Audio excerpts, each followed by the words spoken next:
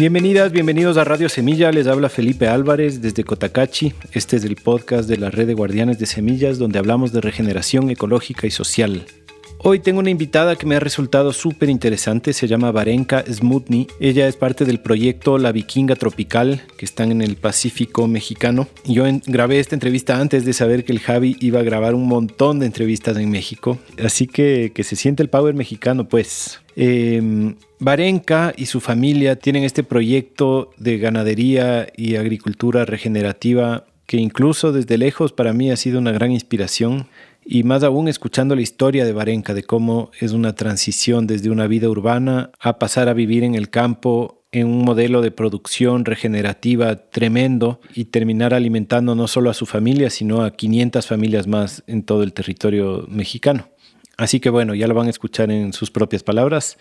Quiero recordarles que por favor entren a radiosemilla.com/apóyanos y se hagan miembros de Radio Semilla, que nos hagan un pequeño aporte mensual que nos ayuda a sostenernos, y al ser miembros de Radio Semilla acceden a un montón de beneficios de proyectos aliados de este podcast que ofrecen productos agroecológicos, cursos online, libros, un montón de cosas a las que pueden acceder con descuento, algunos físicos y algunos virtuales, así que pueden acceder a beneficios desde cualquier parte del mundo. Y a propósito de eso, tenemos la noticia de parte de nuestras queridas amigas de la librería Casiopea en Quito, que acaban de mejorar el descuento que le ofrecen a los oyentes de Radio Semilla. Antes era de un 5% y ahora subió a un 10% de descuento en todos los libros que encuentran en la tienda física o en la tienda online de la librería Casiopea.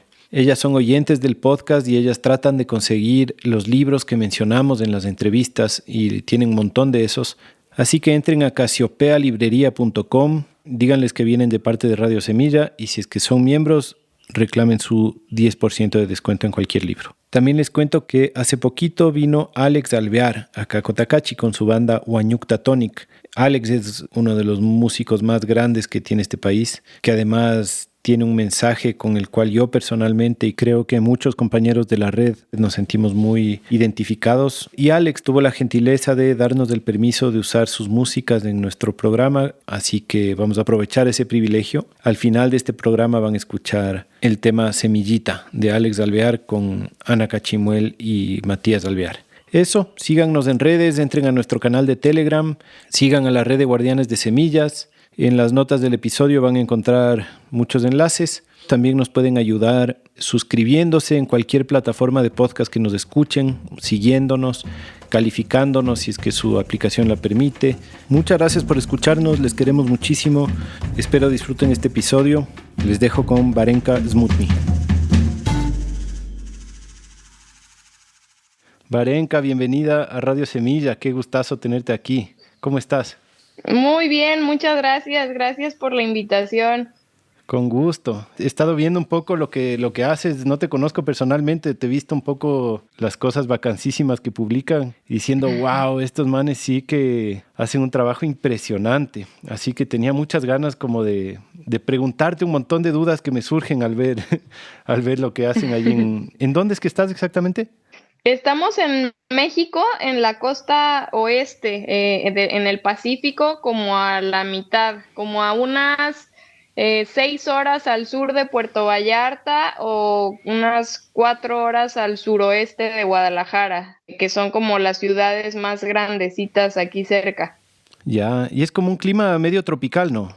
Sí, es chistoso porque en verano, que nuestro verano es como de julio, agosto, septiembre, es cuando llueve. Bueno, en realidad llueve más agosto, septiembre, octubre y noviembre, que son las temporadas de ciclones. Tenemos unos 1,000 milímetros al año, pero solo en esos 4 meses. Entonces llueve muy fuerte, hay vientos de 100 kilómetros por hora. Y en esa época se pone todo muy frondoso, muy verde. El pasto crece mucho, los árboles, todo se pone muy verde. Y luego se empieza a secar y no vuelve a llover hasta el próximo año, por ahí de agosto otra vez. Entonces nos quedamos pues como 8 meses sin lluvia. Wow, qué desafío eso. Aquí en cambio llueve, Sí, no tenemos idea cuándo llueve, pero cuando llueve, llueve bastante. Antes se sabía, pero ahora órale. sí no se sabe.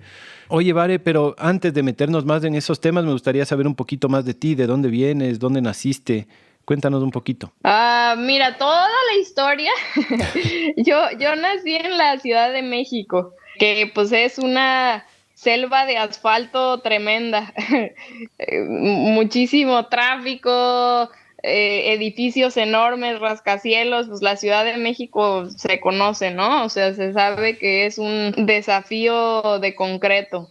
Ujú. Y pues ahí nací, mis papás, los dos son mexicanos, mi abuelo era de República Checa, por eso el nombre raro y lo güera.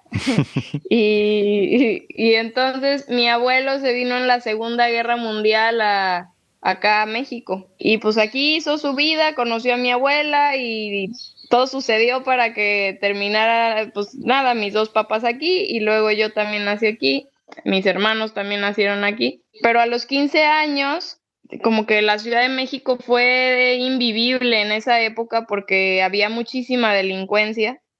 Y mi papá de plano dijo, no, vámonos de aquí, o sea, esta vida. Bueno, creo que un dato importante es que el día que yo nací, yo tengo tres hermanos, somos cuatro, y el día que yo nací, mi papá entró al parto y dijo, este día es el último que trabajo, ya no quiero volver a trabajar. Y entonces tuve un papá súper presente conmigo y se dedicó a mí prácticamente. Entonces ya dejó de trabajar y te digo, cuando yo tenía como 15 años, dijo, no, esto ya no es vida, aquí en la ciudad ya no se puede vivir. Tuvimos varios percances de asaltos y cosas así. Y entonces decidió que nos viniéramos a vivir a la ciudad de Colima, que es aquí muy cerquita de donde está el rancho, en la costa oeste, en el Pacífico. Y yo tenía una hermana viviendo aquí, mi hermana me lleva 16 años, la otra 15 y el otro 7, o sea, estamos muy, muy separados de edad. Entonces ella ya vive acá, ya con su vida, con hijos y todo, y la venimos a visitar un día y dijimos, ay, qué bonita ciudad es Colima, está precioso, llena de palmeras, agua, ríos, provincia, era una ciudad súper, súper tranquila en ese entonces. Y entonces, ya, pues como que nos sentimos muy bienvenidos, nos venimos a vivir a Colima. Yo tenía 15 años. Bueno, pues cuando uno como que de adolescente que te saquen de todos tus amigos y todo eso es un poco complicado, pero ya viendo la vida más de campo dije, ay, pues sí está padre, sí me gusta y esto está lindo. Y luego al año siguiente, no, a los 2 años, yo me quise ir a hacer un intercambio y me fui a vivir un año a Nueva Zelanda. Y en Nueva Zelanda me cambió la vida, o sea, de haber estado como en la Ciudad de México, super fiesteros, así como mucha, pues sí, una vida de ciudad que es completamente diferente a la vida de campo, o al menos la mía que yo llevaba.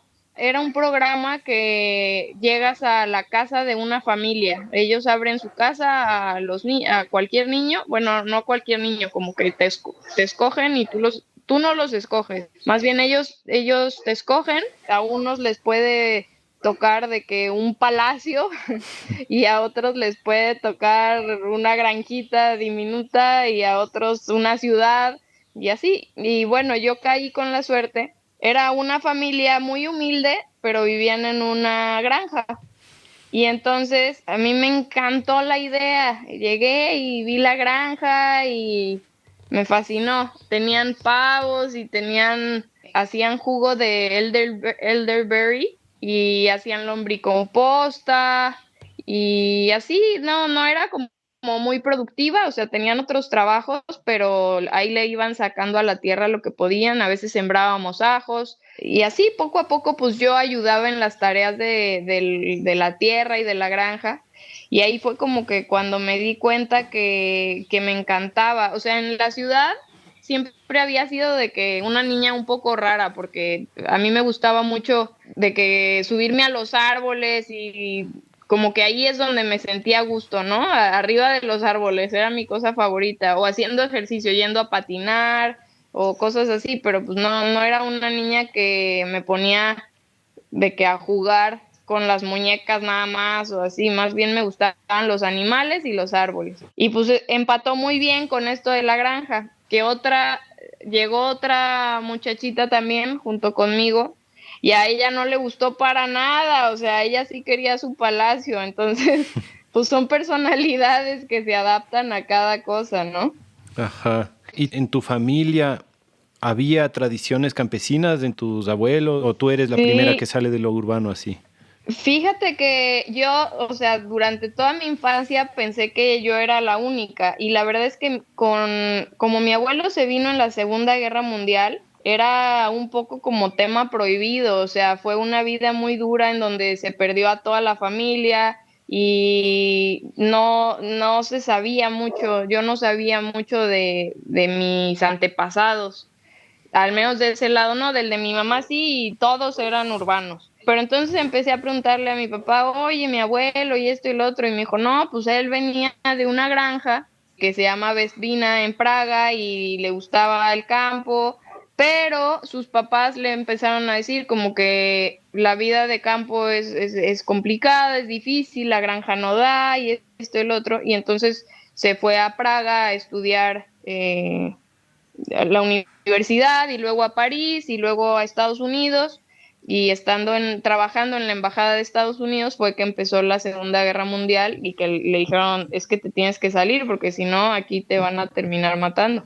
Mm. Entonces ya se vino para la Ciudad de México y se vino sin ni un peso, o sea, se vino así, que lo corrieron prácticamente y lo corrieron porque en Alemania invadió a República Checa y entonces República Checa, pues no es como que ellos quisieron ser invadidos, pero al estar en un dominio alemán ya era contrincante de Estados Unidos y entonces fue por eso que lo corrieron, porque no podían haber personas de países que estuvieran en territorio alemán, digamos así, en Estados Unidos. Pero sí, y luego cuando ya se vino acá y que empezó de la nada, luego puso una granja aquí en México de manzanas y también incursionó en la vainilla y fue de los primeros personas que se trajo champiñones. Empezó a producir champiñones aquí en México también. Aparte de otros negocios más que tenía en otras cosas que nada que ver. Así que sí, mi abuelo. Y es curioso porque toda mi demás familia pues son como morenos, no traen mucho ese rasgo europeo. Y yo soy la única que salí güera con ojos azules y soy la única que también se dedica al campo. Ah, qué loco. Ahí el gen de tu abuelo decidió manifestarse ahí solo en ti. Sí, sí, ajá, sí, así es.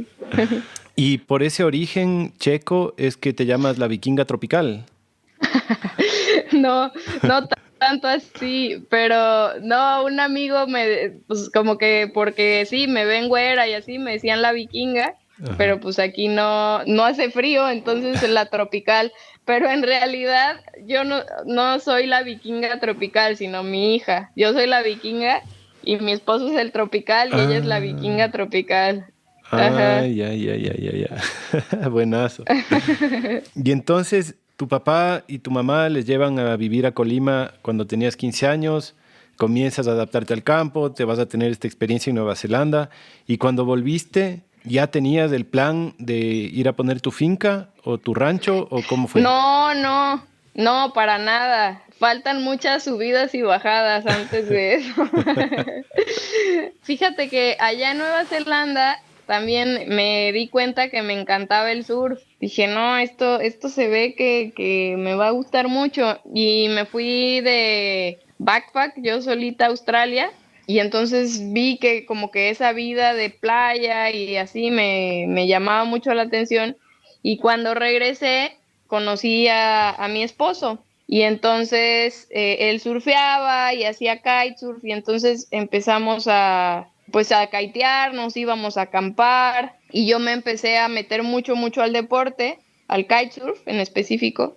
Empecé a competir, fui 5 años campeona nacional y Wow. luego me empecé a meter también mucho al parapente y me empecé a dedicar a dar vuelos en parapente, a llevar a la gente a volar. Y eso estaba bien padre porque mientras estudiaba, o sea, yo me metí a estudiar veterinaria, pero los fines de semana llevaba a volar a la gente, entonces como que podía ir ahí haciendo mi guardadito de dinero, pero estar estudiando. Pero a la hora de estar estudiando, nos empezaron a llevar a granjas de producción de animales. Y fue como que muy fuerte. Uno normalmente, la primera semana cuando estábamos estudiando veterinaria, como que uno se mete a estudiar veterinaria con una idea de, ay, los animalitos, me gustan mucho los animales y por eso voy a estudiar veterinaria, o los perritos, me gusta rascarles la panza y así, ¿no?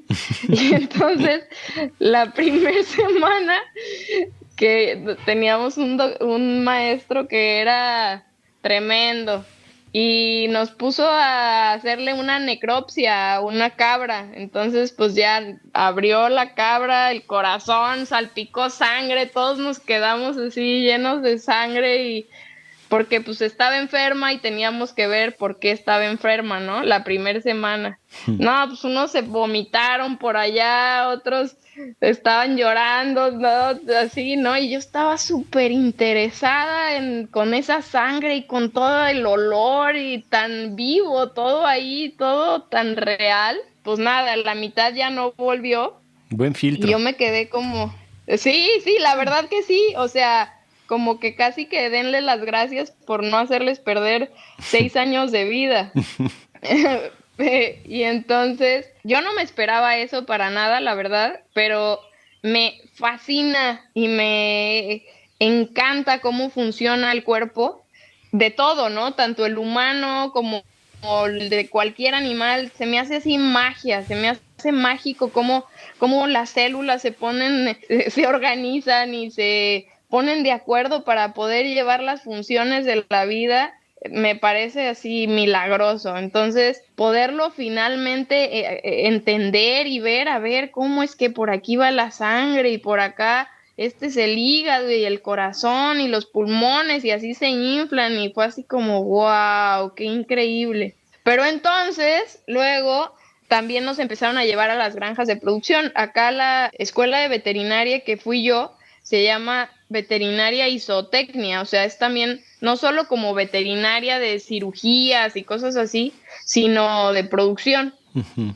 Y al ir a las granjas dije, no, esto no está nada padre, nada padre, porque pues tienen a todos los animales hacinados en unas condiciones deplorables, muy mal, con un olor horrible y con una vida súper infeliz, nunca ven el sol, están apretados. Y yo así salía llorando de estas granjas industriales.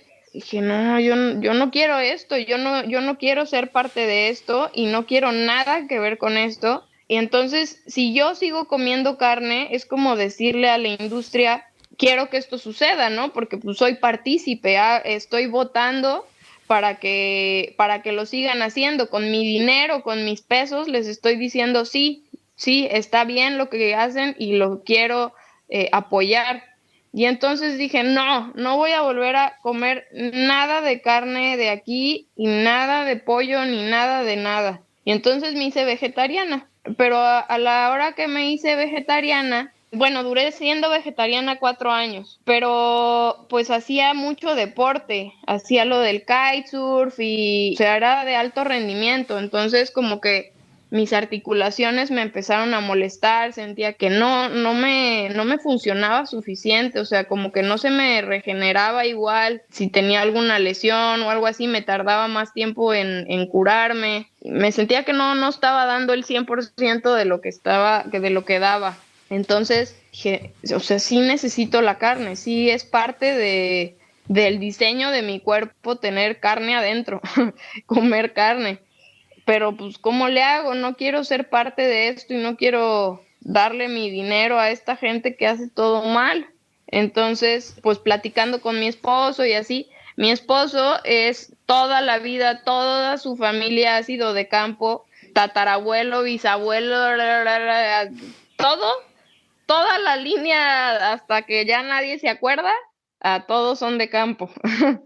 Entonces, sus papás viven en un rancho, bueno, en una casa que tiene un jardín muy grande y platicando con ellos y todo, dijimos, pues vamos poniendo unas gallinas para al menos tener huevo para nosotros y sacar de ahí la proteína. Y entonces así lo hicimos, metimos 100 gallinas, bueno, 100 pollitas que fuimos creciendo poco a poco, con muchísimo amor, porque cuando tienes algo tan reducido son las primeras, les dedicas tanto tiempo, tanto cariño, tanto todo. Y bueno, en una de esas, unos perros se metieron y nos mataron a todas. ¿A todas las 100 pollitas? A todas las 100 en una noche mataron a Qué todas. salvajes. Sí, nosotros ya teníamos como 3 meses con ellas, así amándolas, yéndoles a cantar con la guitarra porque lloraban en la noche y para que no se sintieran tristes, así de que yo les buscaba gusanitos por todos lados, así abajo de macetas, o sea, realmente les dedicábamos mucho tiempo a esas 100 pollitas, pero bueno, se acabaron, yo estaba pero rota, completamente rota. Yo dije, ya no quiero nada que ver con el campo, esto está súper triste, como en un día se me acaban todas mis pollitas. Y Eduardo, que pues él es de campo, no, pues así es esto, nada pasa, o sea, metemos otras 100 y ya le cerramos mejor a la puerta y listo. Y ya, bueno, pues sí, luego compramos otras y ya, esas sí llegaron a producir y empezamos a producir huevo, pero pues 100 huevos son muchos, o sea, 100 pollitas dan como unos 85 huevos al día. Entonces decíamos, China, ¿ahora qué hacemos con 85 huevos al día? No me los puedo comer todos. Entonces empezamos a platicar que hay, que la tía, que la prima, que la amiga de la amiga, que así. Y se fue recorriendo la voz y nos fueron pidiendo huevo y mucho huevo y lo íbamos a entregar. No era para nada un buen negocio, o sea, íbamos de que a entregar una carpeta en coche bien lejos y de ahí se nos iba todo lo que podría haber llegado a ser negocio. Pero pues era mucho amor al arte y mucho, más que nada, ver que no se echaran a perder los huevos. Pues así fue creciendo. Dijimos, pues es que igual y si ya metemos más, puede ser más factible que queden más cerca entre ellas las entregas, porque pues a todos les entregábamos a domicilio. Y entonces fuimos metiendo más y luego metimos pollo también. Y entonces ya nos pedían el pollo y el huevo y pues ya valía la pena entonces la ida a dejarle las cosas. Y así luego también metimos puerco y res. Y entonces de haber sido una entrega de 130 pesos el cartón de huevos, ya era una entrega de 700 pesos. Y entonces ya valía la pena ir, la entrega, la repartida y todo eso. Y aparte el rancho se fue haciendo mucho más bonito por la regeneración que le estábamos dando. Estaba moviendo. Todos nuestros animales siempre están en rotaciones. La cosa principal es que se muevan dentro de la pastura para que puedan ir comiendo pastura, se vayan alimentando y nutriendo de pastura, que eso hace que los omega 3 suban, bajen los omega 6, se aumenten minerales y vitaminas y entonces que tengas un producto o sea, con una densidad nutricional mucho mayor y más rico, más todo, mejora en muchos ámbitos al tener una rotación.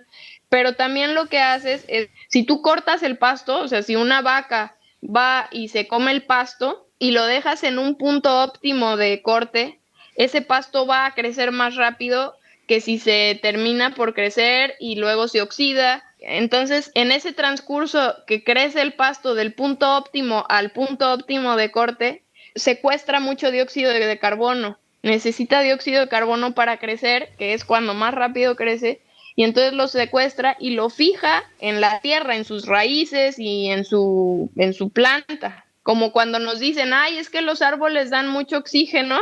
Ah, bueno, pues el pasto todavía más que los árboles, porque aparte son hectáreas de pasto, que es mucha biomasa.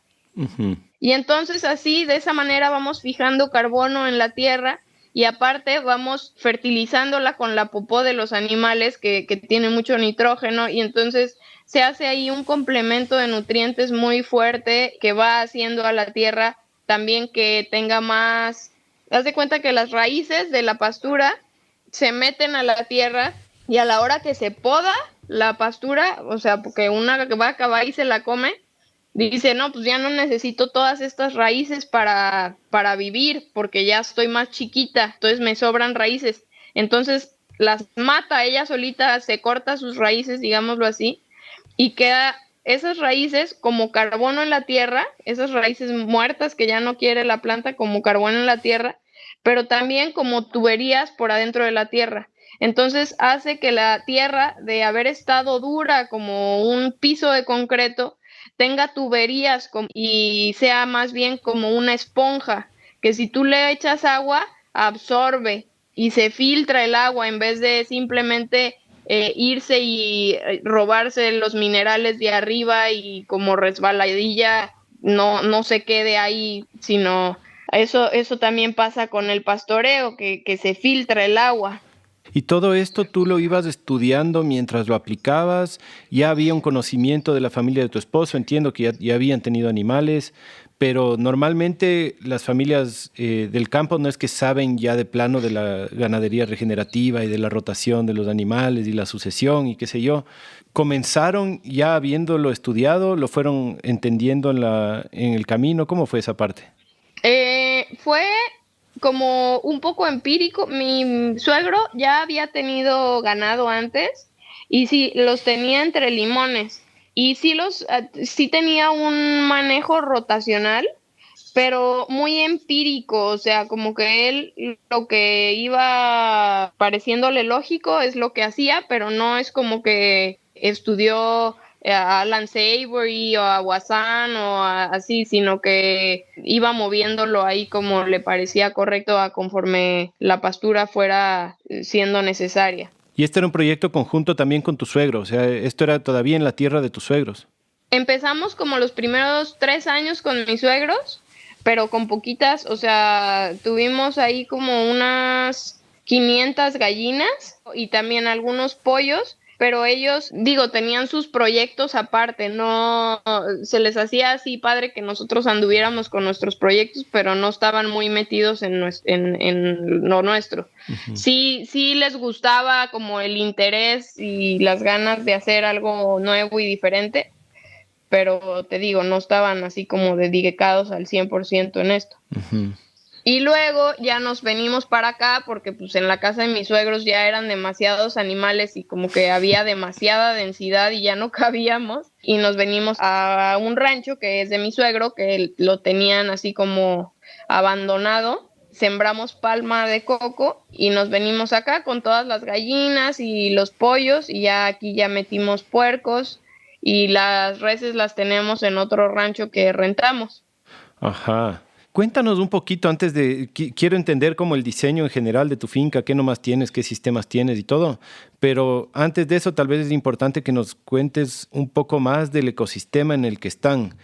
Ya nos contaste que tienen solo lluvia unos 3 o 4 meses al año, y eso entiendo que es el elemento que más va a impactar el diseño, supongo. Pero también quisiera saber, por ejemplo, a qué altura están, si están en una zona montañosa o es un valle, un poco para hacernos la idea de cómo es el rancho. ¿Qué tan cerca del mar?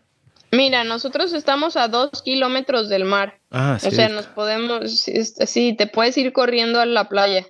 Estamos a 14 metros sobre el nivel de mar. El agua la conseguimos de dos maneras. Es una de pozo, que es la que usamos para darle de beber a los animales, y la otra del río, que es nosotros regamos. Entonces, esa la usamos para regar en tiempo de secas. Ujú. Hay un río que pasa como, pues no rodea el rancho, pero sí el lindero norte y oeste, pasa por ahí el río y pusimos un cárcamo y con ese cárcamo se riega el rancho. ¿Y el río es limpio? Sí, el río está limpio. Wow, qué suerte. Sí, es una bendición el río. No es un gran río, pero es un canal que tiene agua. Ajá. Sí. Aquí hay palmeras de coco, también tenemos un lienzo de guanabos y hay pues como árboles de aquí de la región silvestres como guásima, guamúchil, árboles de aquí que dan frutitas. Me interesa mucho los sistemas de los animales, pero tal vez antes de eso me gustaría saber un poco más sobre el manejo de los cocotales. Mi hermana y mi cuñado, ellos tuvieron un buen tiempo un proyecto de aceite de coco y ahí como yo estuve metido medio tangencialmente nomás, pero me pareció muy fascinante el tema del cultivo del coco. Porque como que exige un diseño súper distinto, ¿no? No sé, me gustaría que me cuentes un poco más qué métodos usan para cultivar el coco y cómo hacen, al menos aquí en Ecuador, entiendo que no existen cocotales agroecológicos porque nadie sabe cómo manejar, o más bien dicho, a gran escala nadie sabe cómo manejar la hualpa, que es este gusano, ¿no? Que es un escarabajo, creo, que se come casi todas las racimas cuando están jóvenes y el tallo de la palma y así. A ver si nos cuentas un poco cómo es, si ustedes hacen algún diseño, algún sistema sintrópico o algún tipo de agroforestería o es más una plantación de coco. Mira, te voy a platicar. Aquí los cocos, bueno, no sé cómo sean en Ecuador, pero por ejemplo, el fin de semana pasado fui a Costa Rica ahí a dar unas conferencias y me di cuenta que los cocos allá son chiquititos, o sea, te caben en una mano, son así como de este tamaño.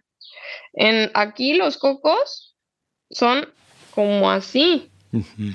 o sea, son como que es otra variedad. Aquí hay ambas variedades, sí. El Manila creo que es el chiquito. No, no, no. Nosotros también tenemos, o sea, el manil es uno amarillo, ¿no? No sé bien, la Porque verdad. nosotros tenemos uno chiquito, pero es amarillo. Pero el de Costa Rica era verde, pero chiquito. Mm. Ese nunca lo había visto aquí en México. Pero bueno, el caso es que nosotros sembramos 3,000 palmas aquí. En este terreno que nosotros vivimos son 14 hectáreas. Estas 3,000 palmas nos fue súper mal. Las acomodamos de cierta manera para que el gallinero pudiera caber entre ellas muy bien, pero estaban muy pegadas una de otra en el surco. O sea, estaban muy separadas entre surco y surco, pero muy pegadas en el mismo surco. Ujú.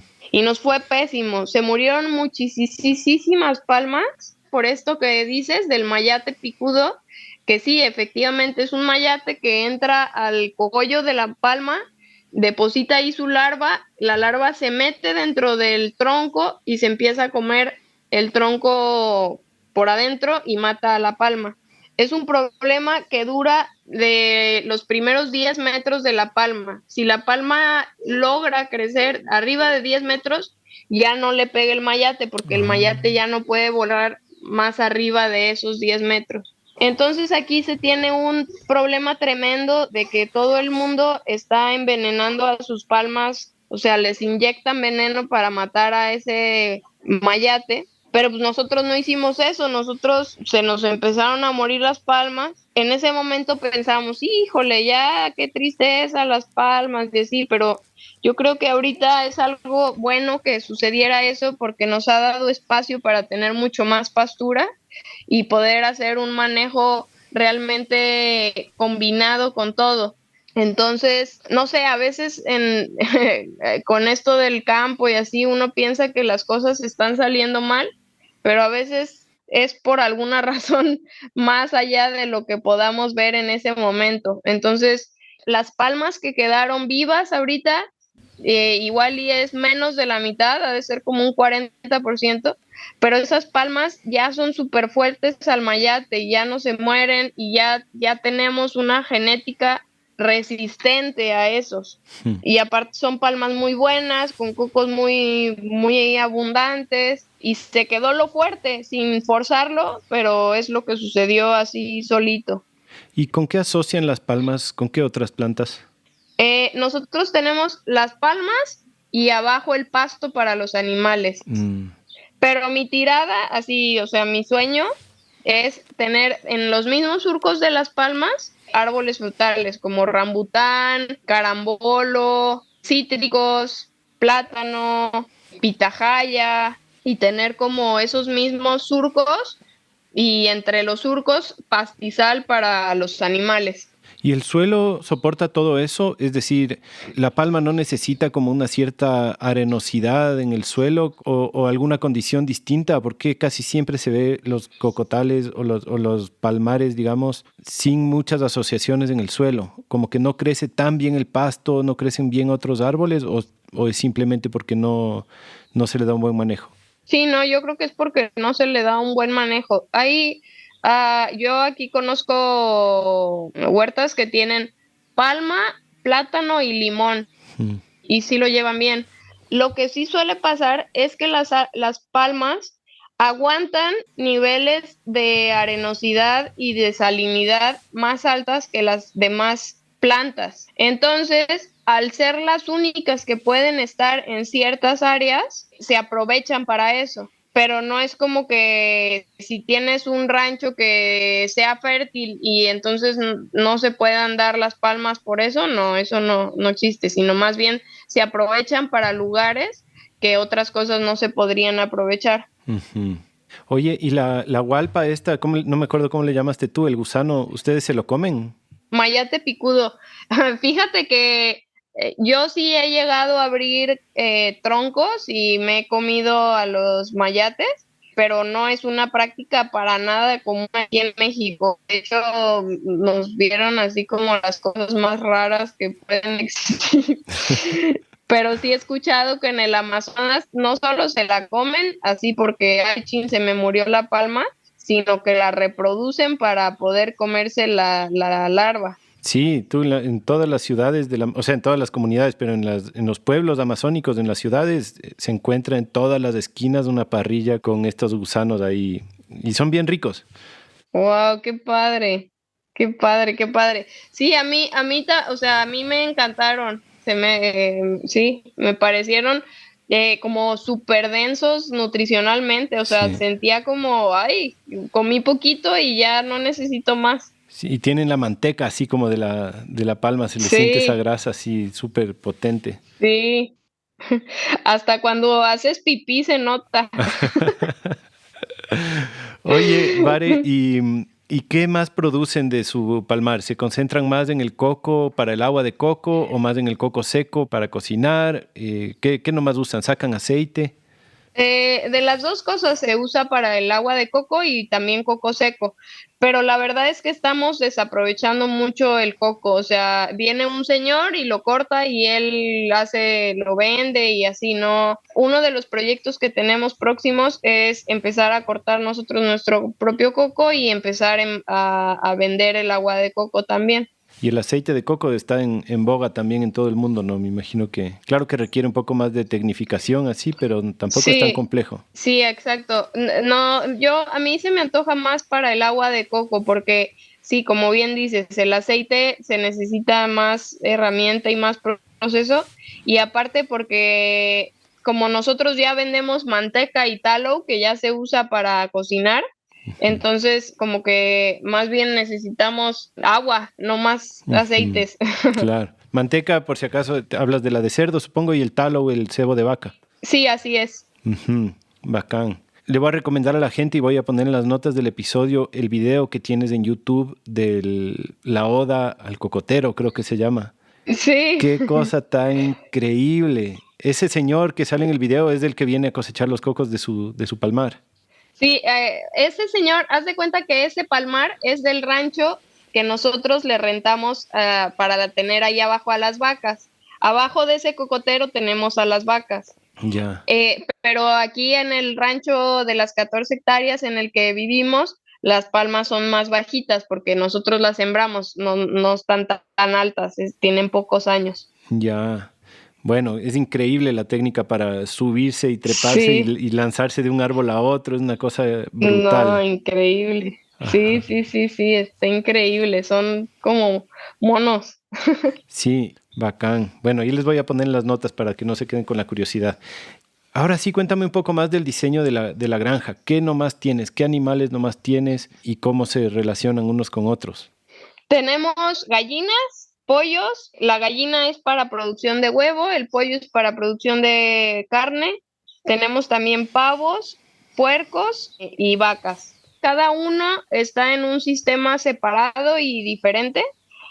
Las gallinas, por ejemplo, tienen malla eléctrica y son potreros grandes, como de, ¿qué será? 20 por 20, en los que tienen un gallinero grandote, como para unas 3,000 gallinas, que el tractor las jala y se van moviendo cada 4 o 5 días de espacio. Se quita todo ese potrero y se vuelve a construir el nuevo potrero. Con la malla, pues no a construir, solo a poner la malla en la nueva pastura. Esos gallineros que tienen me parecen a mí que son un sueño. Esos son los móviles, los que tienes como a 2 aguas, ese techo grande, pero tiene un sistema para moverle. Sí, sí, pues se tienen unas cadenas. Haz de cuenta que las patas son como rieles, como de tren. Entonces es un como trineo que el tractor va jalando. Ajá. Y ya lo conectas al tractor y lo jala y ya se mueve. Entonces dejas ahí todo ese estiércol que ya dejaron ahí las gallinas. No Genial. tiene piso. ¿Ustedes lo diseñaron? No, nosotros sacamos la idea de un cuate que se llama Joel Salatin de Polyface Farm. Ujú. Él tiene ese diseño y de hecho él tiene ya un manual para hacer ese mismo gallinero. Nosotros no teníamos el manual, fue la verdad a ojo de buen cubero de mi suegro Ujú. y así le hicieron. Él lo hizo, mi suegro se puso 1 o 2 semanas a hacerlo y ya Dios dijo, ya hay un gallinero y ya nos dio el gallinero. Y de esos tienen varios. No, tenemos solo ese es grandote y te digo, es para 3,000 gallinas. Nunca le hemos metido esa cantidad, lo más que hemos tenido ahí son 1,500. Y luego tenemos otro más pequeñito, que ese se puede mover a mano. Y teníamos otro todavía más pequeñito también que se mueve como diablito, pero ese ya quedó en el olvido. Y entonces, por donde rotan las gallinas, ¿no rotan los otros animales o sí rotan cuando ya pasaron las gallinas? Sí rotan, pero al mucho tiempo después, o sea, vuelven a pasar por ahí dentro de 6 meses pasan los pollos, por ejemplo. Ajá. Tienen mucho espacio mucho tiempo de descanso la tierra. ¿Y los sistemas de gallinas ponedoras y los sistemas de pollos para carne tienen un diseño similar de crianza o en qué son diferentes? No, las gallinas, por su personalidad, o sea, cada sistema está hecho para adaptarse a las necesidades del animal. Entonces, las gallinas son su personalidad, o bueno, su gallinilidad, son así como muy libres, muy que les gusta picotear y volar y andar por todos lados y así. Entonces, si tú las encierras, se ponen muy tristes. Les gusta bañarse con la tierra y buscar insectos y todo. Entonces, queremos tenerlas lo más abiertas posibles, mientras que los pollos son mucho más flojos, son como más, pues, como aburridos. Y entonces, si los pones en el sistema de las gallinas, es así como van y se buscan una sombra y solo están en la sombra. Entonces, para los pollos tenemos les llamamos chicken tractors, que son como unos rectángulos de 3x4 por 90 centímetros y ellos viven ahí y se van moviendo diario se mueven esos animales. Qué interesante eso. O sea, la genética de esa raza es para quedarse más quieta. Habrá sido como un poco diseñada justo para que la carne, no sé, sea más suave, no son tan activos. Será una raza, digamos, ha sido escogida por generaciones para eso. Así es, sí, así es. Ha sido escogida por generaciones para eso. Entonces, poco a poco han escogido a los pollos que más engordan y que más rápido hacen carne. Entonces, Los más vagos. ajá, son los más flojos. Sí. Dijiste pollos, gallinas, pavos. Pollos, sí, los pavos están dentro del mismo sistema como de las gallinas, no juntos, pues, cada quien tiene su sistema, pero está esa misma malla de rotación, nada más que los pavos, en vez de tener gallineros, o sea, su gallinero tiene un como lugar para sombra nada más y para perchar. O sea, no tienen su techo, no necesitan dormir agarradas así de las ramitas o sí, o cómo funcionan las paveras. No, haz de cuenta que las paveras es una sombra grandota y abajo tiene perchas, o sea, tiene palos de lado a lado para que todos se paren ahí. O sea, lo que no quieren es dormir en la tierra. Ya.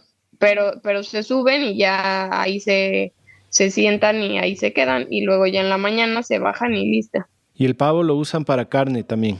Sí, lo usamos para carne. ¿Y el huevo de pavo? Nunca he escuchado de huevo de pavo, ahorita me surge la curiosidad.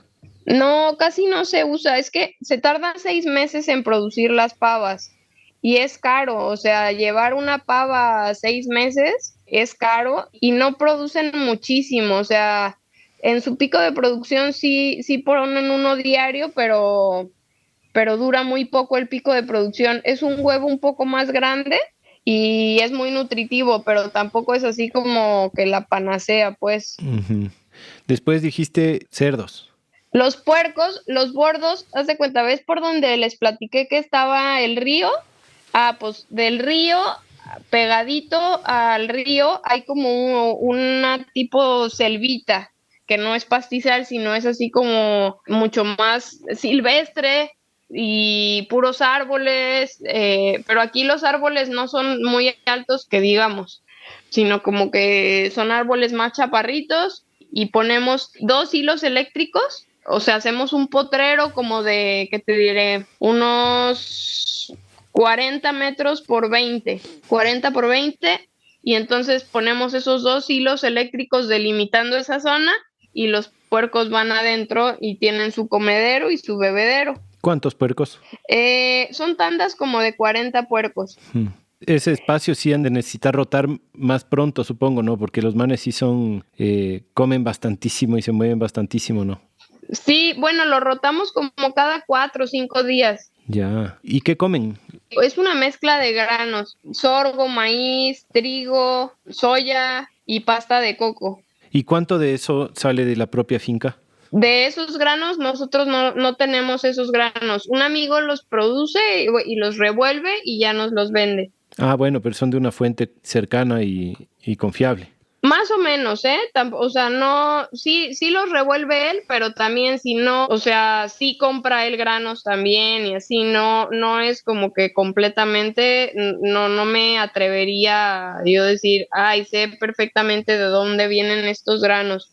Me encantaría en algún momento empezar a producir nuestros propios granos también, pero creo que todos los proyectos son mejorables siempre en todos los sentidos y que es importante que no porque uno no sea como perfecto y que en un día cumpla todos los sueños que quiera, se limite a no hacer las cosas porque hay cosas que le molestan. A mí me molestan muchas cosas que tengo que hacer, como eso, como dar granos que yo no produzco, que no sé de su perfecta procedencia, como comprar pollito chiquito. A mí me encantaría nosotros producir nuestro propio pollito. Son negocios complicados, son negocios muy complicados, pero eventualmente me encantaría cerrar el ciclo. Pero sí es algo como que me tengo que decir a cada rato, ok, no porque no te guste esto, dejes de hacer lo otro, sino que poco a poco ve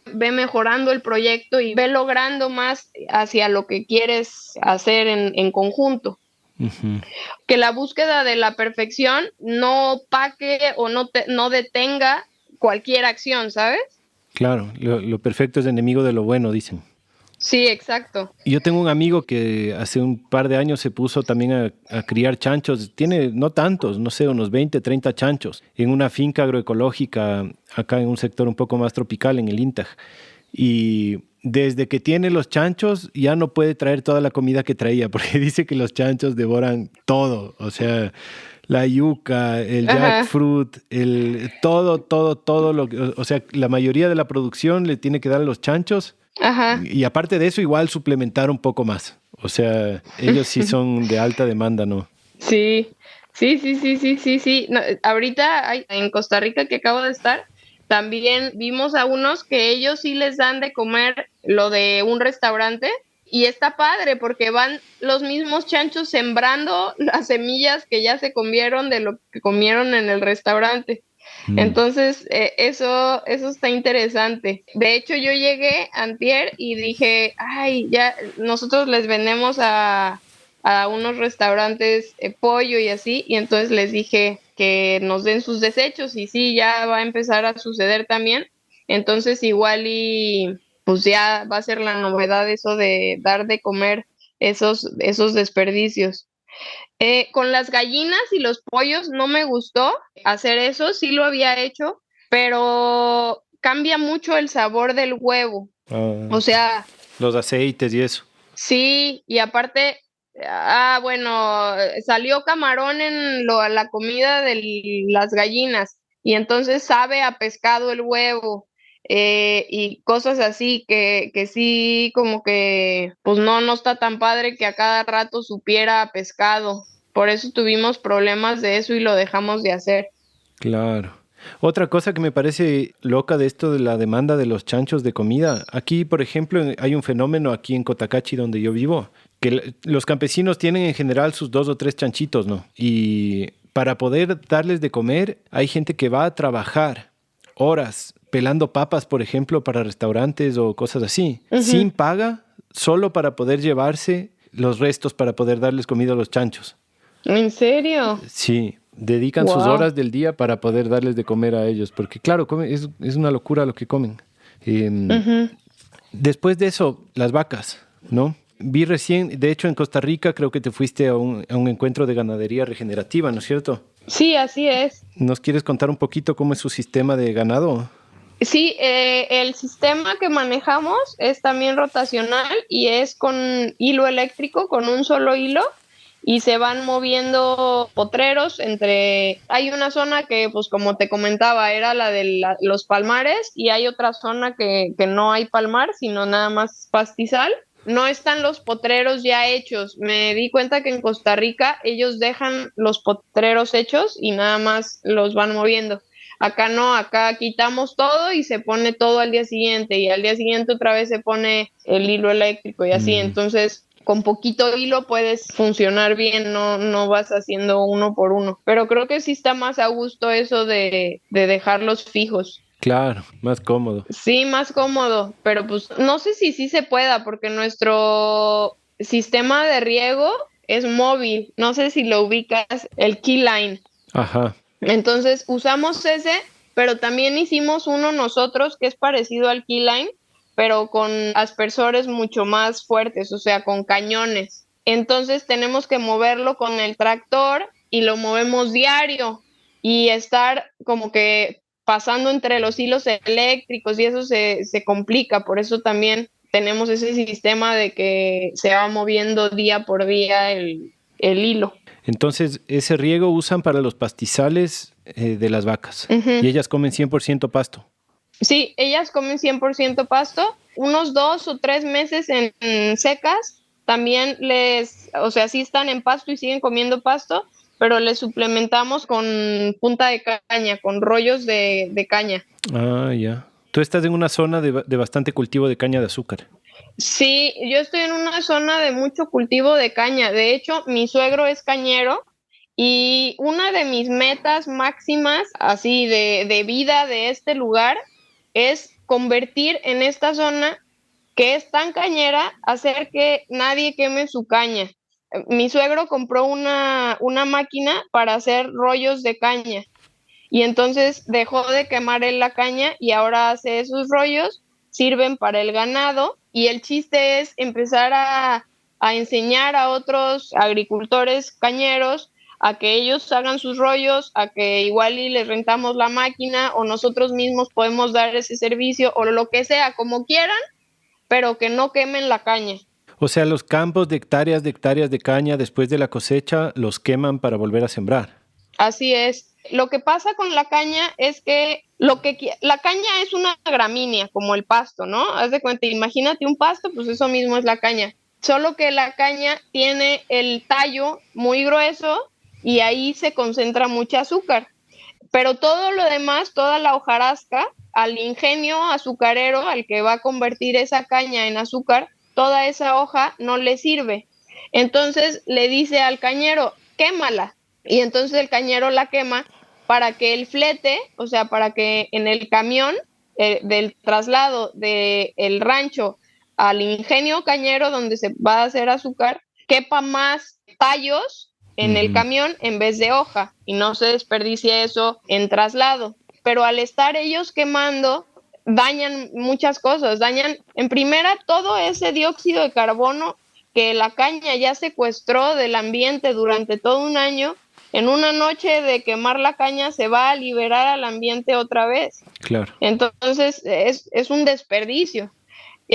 Aparte de que pues, todos los animales que se mueren dentro de una quema de caña, que son ecosistemas, allá dentro de las producciones de caña, al menos aquí en México, viven jabalíes, coyotes, en la de mi suegro una vez hasta un cocodrilo se encontraron. Wow. Sí, o sea, hay vida dentro de los cañaverales.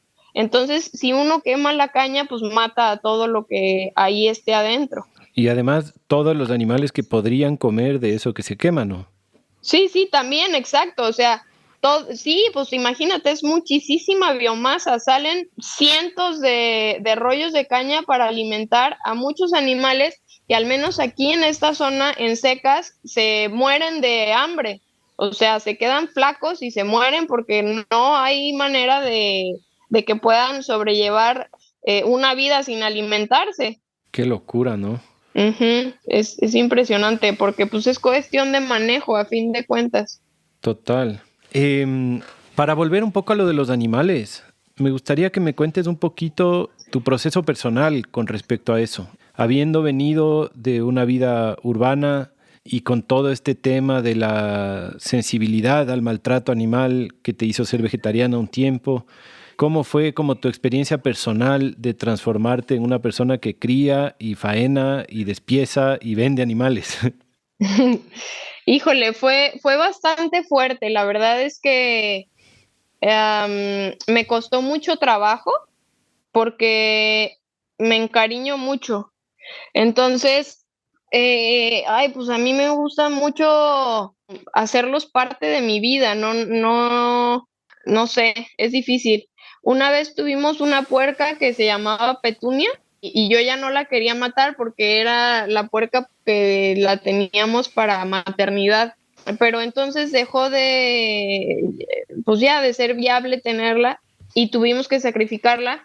Yo te digo, no quería y mi esposo, no, es que, o sea, esa es la fuerza, no podemos tener el rancho lleno de mascotas porque pues no, así no puede ser rentable, no tiene que ser esto sostenible para que sea real. Y entonces, nada, sí, la terminamos sacrificando y ella creo que es la que más me ha dolido, pero luego como que dije, ya no les voy a poner nombre y no voy a andarme encariñando con uno nada más.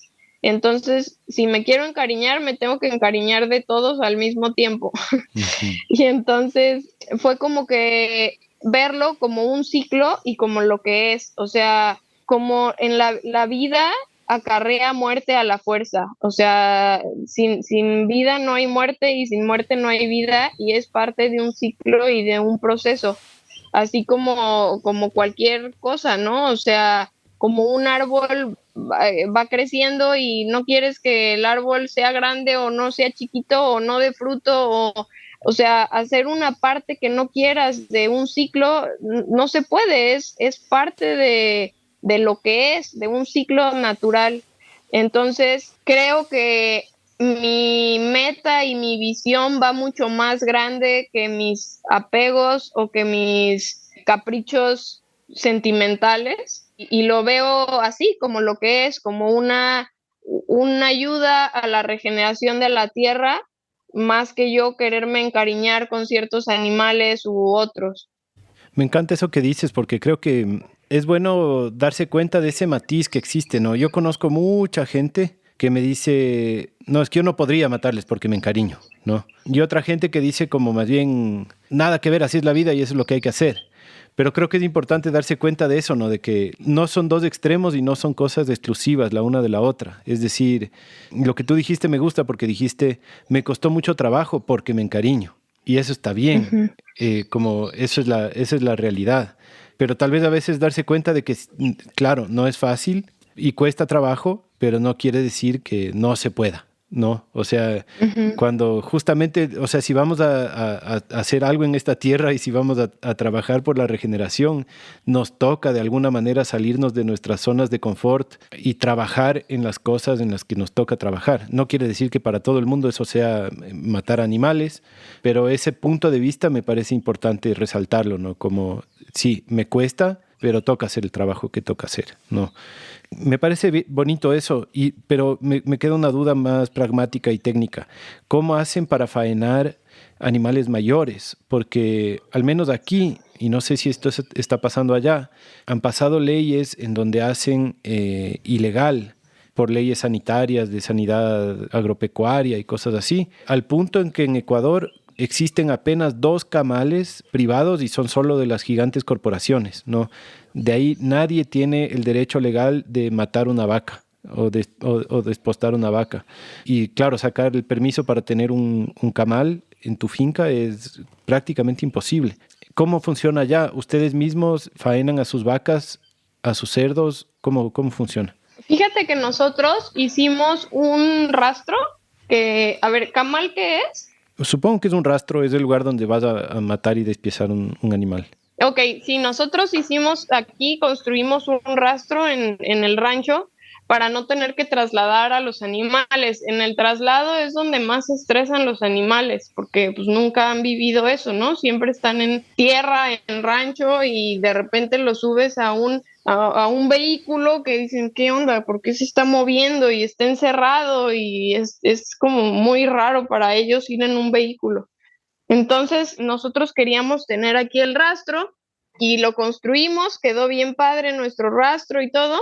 Y entonces empezamos a sacrificar aquí puercos y vacas y pollos principalmente, pero luego por cosas de leyes, sí, como que sí sacrificamos en el rastro municipal las vacas y los puercos y nos quedamos sacrificando los pollos aquí en nuestro rastro. Llevamos a los puercos y a las vacas allá al rastro y nos las regresan ya pues limpias la carne, de que en piernas y en el torso y así, pero y ya nosotros la procesamos. Pero ahorita por el momento sí estamos llevando a los puercos y a los reses allá al rastro. Ujú. También me da curiosidad cómo es su experiencia como pareja de llevar adelante una finca productiva. O sea, no solo como pareja, sino como familia y en una finca productiva como que se juntan muchas cosas, ¿no? Normalmente tu casa está en donde está tu trabajo, normalmente requiere el trabajo de toda la familia, pero en especial de familias que no somos campesinas nativas, es un esfuerzo importante, me imagino, lograr ponerse de acuerdo, lograr administrar, lograr separar los roles de la paternidad, maternidad con los hijos, de los roles en la finca, de las ventas, de la producción, qué sé yo. ¿Nos quieres contar un poco esa experiencia, cómo ha sido para tu familia, cómo han logrado organizarse para que funcione? Creo que esta pregunta es la más importante de todas.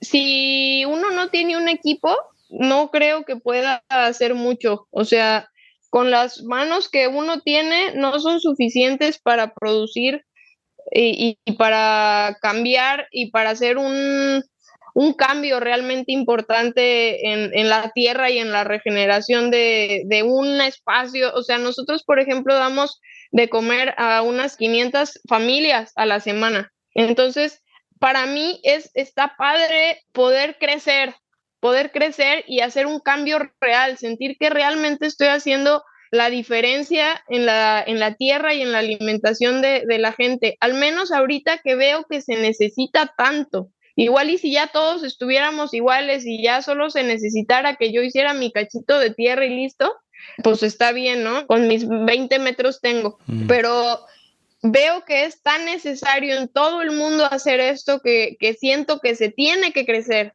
Entonces, siento que con mis propias manos no puedo yo sola para nada. Y ni con mis propias manos ni con mi propia mente, porque está bien padre poderse complementar con los demás seres humanos a lo que cada quien necesita y a las fortalezas que cada quien puede brindar. Mi esposo se llama Eduardo y llevamos 16 años juntos. Y ha sido un reto, un desafío llegar al punto al que estamos. Ahorita yo me siento así súper, súper afortunada de cómo hemos trabajado nuestra relación y cómo hemos creado una familia, pero definitivamente no ha sido así como todo un cuento de rosas y flores. Teníamos mucho una lucha de poder, como que los dos somos de carácter fuerte y los dos somos como soñadores y los dos somos que cada quien quiere hacer sus cosas. Entonces, poner de acuerdo a dos personalidades así de fuertes es complicado. Afortunadamente, hemos encontrado la manera de cada quien dar sus fortalezas separando nuestras responsabilidades. Antes nos pasaba mucho que nos confrontábamos porque cada quien quería que se hiciera su punto de vista o así. Y entonces como le hicimos fue, bueno, tú encárgate un poco más de producción, yo me encargo más de ventas, distribución, organización, tú acá también de procesamiento. Entonces como que separar un poco los roles, pero manteniendo siempre la misma visión y el mismo esfuerzo en conjunto, eso nos ha ayudado mucho. Y nos ha ayudado muchísimo el hecho de estar juntos.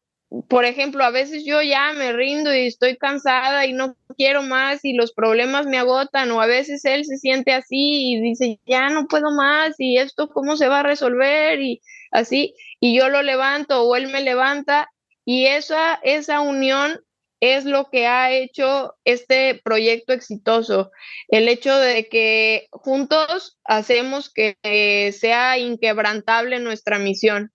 Mientras que igual y separados ya nos hubiéramos rendido hace mucho cada quien por su parte. Mm. Entonces, eso, o sea, creo que es muy importante tener a una familia que te apoye para hacer lo que quieres. Creo que si nomás fuera yo queriendo hacer las cosas y mi esposo me estuviera diciendo, ay, ya, ¿para qué inviertes tanto tiempo en eso? O así, ay, no manches, no, ya sé, no hubiera podido para nada.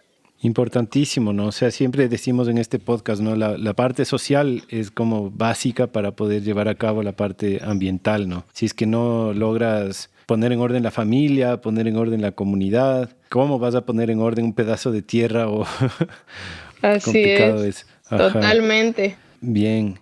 Y por último, Vare, cuéntame un poquito de el impacto que han tenido, esto que me cuentas que son 500 familias las que se alimentan de su trabajo, de su finca. ¿Cómo ha sido ese proceso de escalar de esa manera, ¿no? Comenzaron con 80 huevos al día y ahora ya son 500 familias que me imagino que ya es más allá de la ciudad de la que ustedes viven cerca, sino que me imagino que están hablando ya de una distribución más amplia. ¿Cómo fue ese proceso de crecimiento como casi como empresa, ¿no? Me imagino que ya estás pensando en procesos de buenas prácticas de manufactura, en temas de empaques, en transporte, en cadena de frío, y aparte de eso, en ventas y en marketing y qué sé yo. ¿Nos quieres contar cómo ha sido ese proceso para la Vikinga Tropical? Sí, claro, ha sido paulatino, poco a poco. Llevamos desde aquellas pollitas que nos mataron los perros, van 10 años. Entonces hemos ido creciendo poco a poco, todo ha sido en recomendación de boca a boca, y las redes sociales nos han dado un gran empuje también, que ahí síganos todos en Vikinga Tropical, pero pues ha sido como el COVID fue gran parte lo que causó todo este crecimiento, o sea, la misma gente y los mismos consumidores que han demostrado una hermandad con nosotros. Nos echan mucho porras, muchas gracias, gracias por lo que hacen, nos encanta comer de sus productos y así. Entonces, más que el pago económico, para mí se paga con eso, o sea, es lo que me hace crecer, es lo que me motiva y digo, no, hay que poner más gallinas, hay que abrir más potreros, hay que así, porque se me hace como muy lindo, muy me llena el corazón alimentar a familias y darles una mejor vida tanto a ellos para que su salud mejore como a la de los animales. Entonces, pues nada, hemos ido metiendo poco a poco más animales y construyendo todo lo que ganamos o gran parte de lo que ganamos de dinero se reinvierte en esto mismo, en construcción, en crecer el rastro, el espacio de procesamiento, vehículos para entregas. Sí, es un juego muy divertido, es un Monopoly interesante.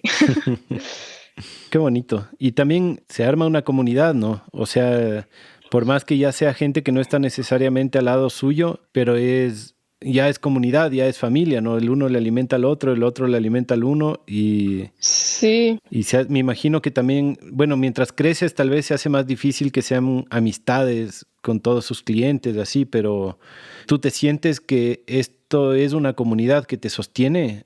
Si es que tu rancho se cae, tu comunidad igual te sostiene. sí, totalmente. He tenido de que a veces, no sé, algún problema o algo así, por ejemplo, el otro día una tienda nueva nos pidió producto, nos pidió como $1,500 de producto y entonces ya se los entregamos. Está en Monterrey. Monterrey queda más o menos como a 18 horas de aquí. Entonces, llegó el producto allá, llega a la bodega y la tienda me dice, ay, no, tráiganmelo a la tienda, aquí a la tienda. Y yo, no, pero pues quedamos que iban a ustedes a pasar a la bodega. No, es que no voy a poder. Y yo, no, pues es que no tengo chofer allá, no tengo cómo mandártelo. No, bueno, ya no voy a pasar por él. No, o sea, ¿cómo? ¿Qué hago con todo ese producto allá? O sea, ya estaba pedido, ya todo, y aparte es muy por confianza, o sea, no, antes de que pasara esto, yo ni siquiera pedía un pago anticipado. Mm. Y entonces esa tienda me dejó con todo ese pedido de colgado y yo sin qué hacer a 18 horas de distancia del pedido y tiene que estar en congelación, no se puede salir en congelación y pues ¿dónde encuentras de un segundo a otro dónde tener esa cantidad de volumen almacenado en un congelador, ¿no? Y así simplemente pregunté en Instagram y a una persona dijo, ah, yo puedo tenerlo, a mí me interesa, yo lo vendo aquí y listo. O sea, yo ni conozco a esa persona, pero es como bien bonito así de que yo estaba perdiendo la esperanza con este nuevo cliente en la humanidad. Dije, no, no puede ser, o sea, ¿cómo puede alguien hacerte esto así, ser tan desconsiderado? Y luego, por otro lado, te sale otro que dices, wow, ¿cómo puede ser alguien tan considerado? Entonces, pues hay de todo, pero sí, definitivamente siento una hermandad súper bonita en esta comunidad, así como yo siento que muchos de ellos se estirarían para ayudarme a hacer algo, yo también me estiraría con cualquiera de los de esta comunidad para ayudarles a hacer algo. Ujú. Qué bacano, qué bonito. Bueno, yo decirte que me inspira muchísimo ese proceso que tienen ustedes allá, por más que no lo conozca personalmente, me inspira, me da ganas de hacerlo yo también, poder tener así todos estos sistemas que son en verdad la clave, ¿no? De la soberanía alimentaria, de la seguridad alimentaria. Yo esta temporada voy a hacer algunos episodios de esto, ¿no? De sistemas con animales, porque creo que sin eso no llegamos a ningún lado. Ujú. Así que muchas gracias por lo que hacen. No sé si quisieras tal vez dar un mensaje final a nuestra audiencia, tal vez contarles también un poco más cómo involucrarse con ustedes. Si es que están en México, tenemos un porcentaje de nuestra audiencia que está en México. Seguramente la mayoría ya les conocen, pero si por ahí hay un desubicado que todavía no les conoce, que les cuentes cómo contactarse con ustedes. Eso. Pues nada, muchas gracias por este espacio. Si les gustaría seguirnos, nos pueden seguir en Facebook, en Instagram, estamos como Vikinga Tropical, en TikTok, en YouTube y pues ahí estamos subiendo el día a día de la granja. Yo siento una necesidad más, todavía más que por la producción, por compartir el campo y regresar a la gente a la naturaleza. Creo que la naturaleza es como nuestro punto de equilibrio en todos los humanos, o sea, que tiene la capacidad de ponernos en armonía solo con estar con ella. Entonces, crear este vínculo que a veces, como yo, que era urbana y luego ya me di cuenta que la naturaleza me pone tan en paz, así, igual y llegar a más gente, a acercarla poco a poco a la naturaleza y que vea lo bien que se siente estar con ella. Entonces, por eso hago todo lo que hago en redes. Igual y una página normal sería como más de productos y más de vender y simplemente poner qué vendemos y ya. Nuestra página no se trata de eso, se trata de enseñar y de eso, de crear el vínculo con alguien que igual y no puede estar tanto en la naturaleza, o dar esas ganas de volver a ella. Buenísimo. Muchas gracias, Varenka. Éxitos en su proyecto. Sigan adelante. Eso, estaremos en contacto. Muchas gracias. Buenísimo. Muchas gracias. Que estés muy bien. Igualmente. Hasta luego. Chao, chao.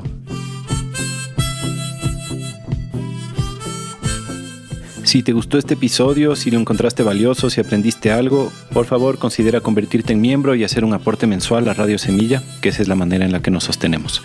Entra a radiosemilla.com/apóyanos. Esto es Semillita de Alex Alvear.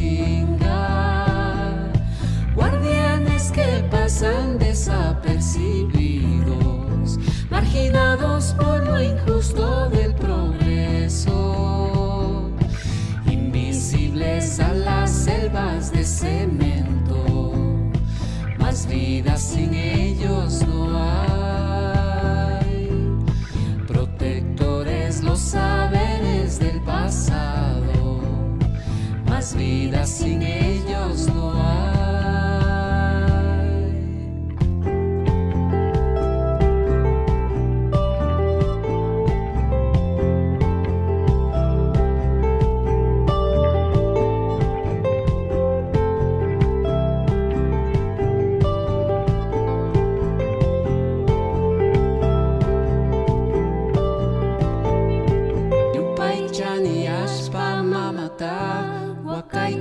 Manta, yupai chani aspa mamata, wakai chishka manta, yupai chani aspa mamata, wakai chishka manta, yupai chani aspa mamata, wakai chishka manta.